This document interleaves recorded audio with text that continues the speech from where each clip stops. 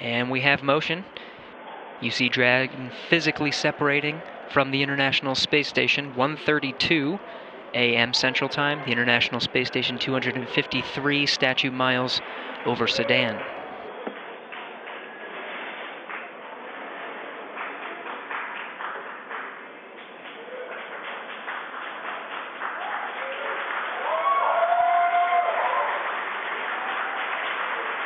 Houston, the station is supposed to go into ISS thrusters enabled.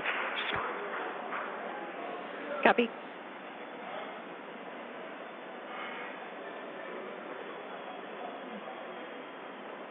So there you can see on your screen visual confirmation. What a gorgeous shot. Dragon has undocked from the International Space Station, and we are beginning the departure. That's right, and you're going to hear the voice of David St. Jacques again. He's the one inside of the station monitoring Dragon for its departure. Slowly backing away. Everything's looked good so far with those separation burns. Again, as Gary said, that physical separation, that undocking coming at 11:32 p.m. here Pacific. Station Houston at 2, Dragon departure burn 0, complete. So you heard us mention earlier that we have a series of 4 departure burns, starting with 0, 0, 1, 2, 3. We have confirmation that departure burn 0 has been completed. That's right, and so with that one down, we're going to start seeing Dragon begin flying actually above the International Space Station, and then coming up in just a couple of minutes, departure burn 1, the second departure burn, will be coming. That should be in about 4 or 5 minutes from now. And so we're going to see Dragon just kind of swing its way over top the space station and eventually fly out of both the keep-out sphere and the approach ellipsoid. And so the keep-out sphere is one of my favorite things. It's an imaginary sphere with about a 200-mile radius, so 200-meter radius. That would be a much bigger sphere. A 200-meter radius in all directions. And that just governs, so kind of like the approach ellipsoid, which I explained earlier, before you're in the keep-out sphere, any maneuvers with the spacecraft have to be safe and not get inside within 4 orbits. Dragon is in the corridor, and opening rate is as expected. Copy. And David St. Jacques reporting everything looking good so far. You heard him say the corridors, so they, on their overlays that they have on their laptops on board the station where they're actually monitoring Dragon, they're looking for any perturbations outside of the expected path. If they see anything that doesn't quite look right, again, they're in the loop and they can send commands, but everything going smoothly with Dragon slowly flying away. And this is kind of an animated representation of the kind of stuff that the crew is looking for. They have that corridor, so kind of that triangular shape you can see there, where they're just looking to make sure Dragon's pitch, yaw, approach, speeds, everything like that are inside of parameters as expected.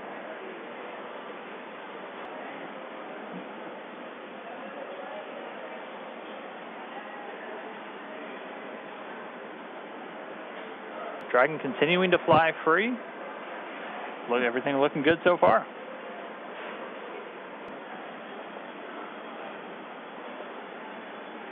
So just in case you've just tuned in, we are currently watching Dragon as it departs from the International Space Station. It's been a really smooth operation so far with the undocking procedure, and now we're moving into departure. As of right now, you can see on your screen the Dragon capsule moving away from the approach ellipsoid. There we can see the nose cone still in its open position, leaving the forward hatch exposed. We will be closing that prior to Dragon's re-entry.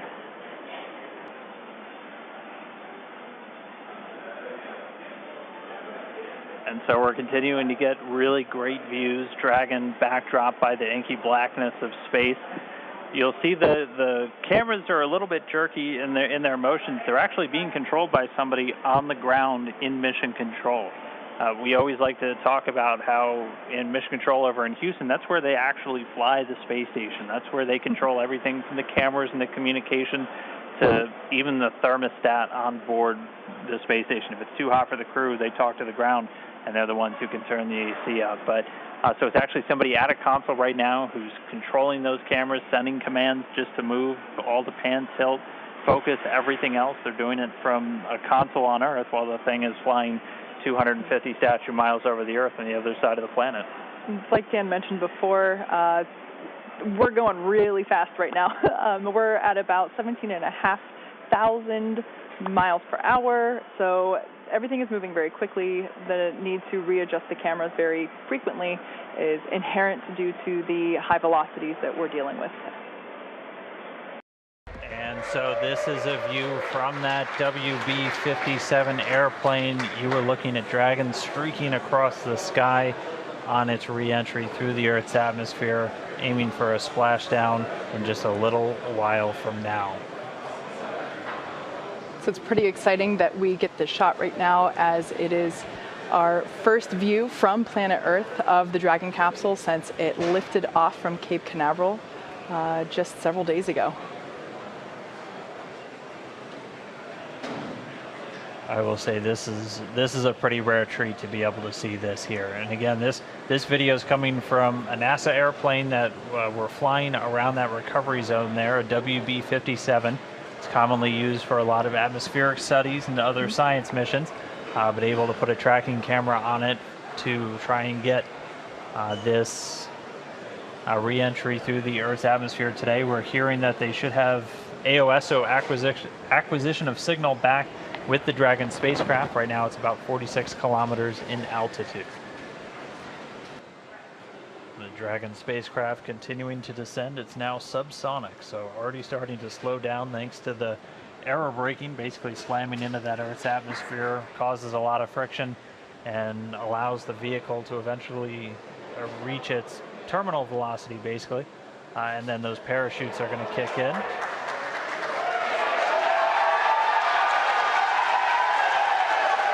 So there you have visual confirmation of the deployment of our drogue parachutes. This is the first of 2 parachute deployments.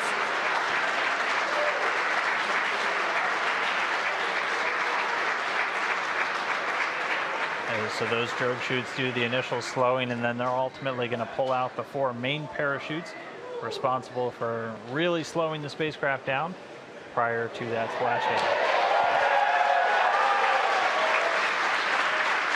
You can hear cheering here at SpaceX headquarters as the employees that have gathered around our Mission Control Center are sharing the same view as you. What a gorgeous shot of Dragon coming back down.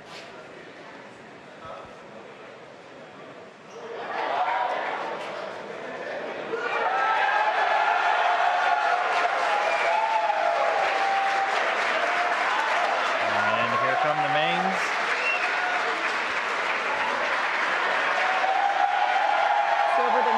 Seconds, we will see those main parachutes exactly like that begin to expand as they capture more air, further decelerating the Dragon vehicle down to the Atlantic Ocean.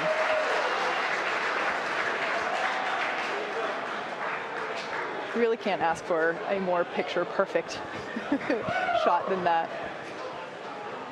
And yes, all 4 chutes now deployed. It's going to continue to descend. It's going to continue to slow down and then ultimately splash down in the Atlantic there. We're now under 1 kilometer in altitude.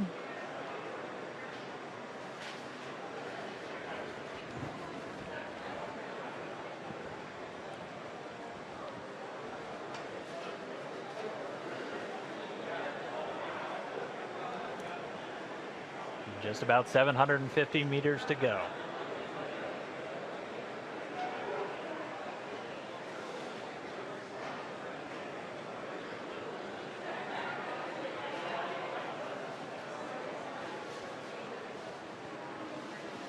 In case if you're just joining us, you can see on your screen there, Dragon has just re-entered the Earth's atmosphere after departing from the International Space Station. We have a gorgeous shot of 4 healthy parachutes deployed and slowing the vehicle down as it is approaching the surface of the Atlantic Ocean off the coast of Florida.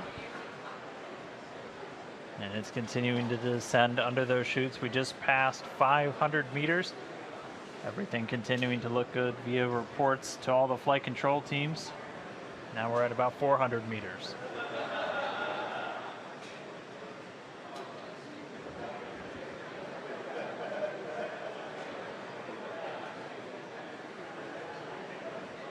And just passing 300 meters, continuing to descend. We might be right on time. We were planning on splashing down at about 5:45 a.m. Pacific, and we're getting real close to that bingo time. Just past 200 meters.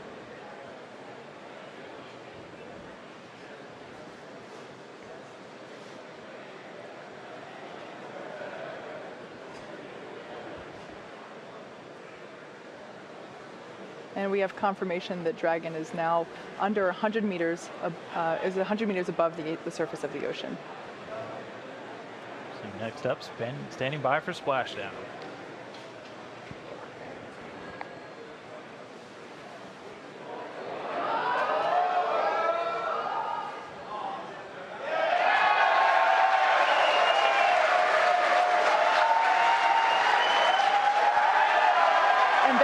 Confirmation of splashdown.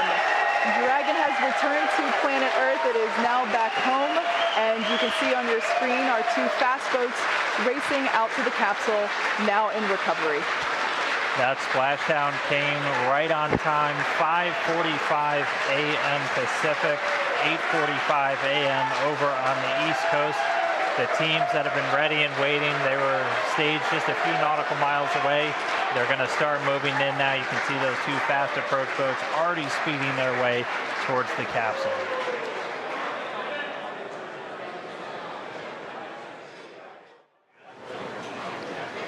Right now we're just waiting for Dragon to lift up and out of the water and into the nest.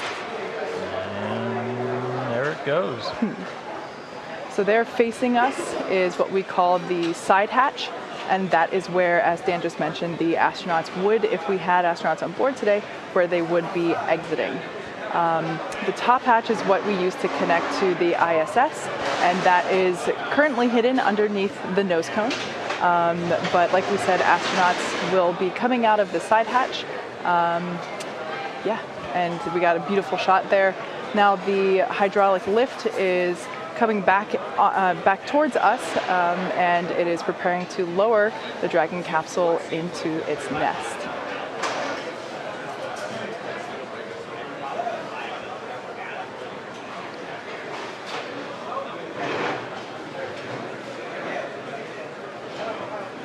Like we said, we are treating this demonstration mission with the recovery operations as if there were actual astronauts on board. And of course, before we would be able to open the hatch, we would have to make sure that the spacecraft's cabin pressure is equalized with the outside environment before doing so. So once Dragon is seated, and you can hear some cheers behind me as the remaining folks that we have here on the SpaceX team outside of mission control are cheering with the placement of Dragon into the nest there, as you can see.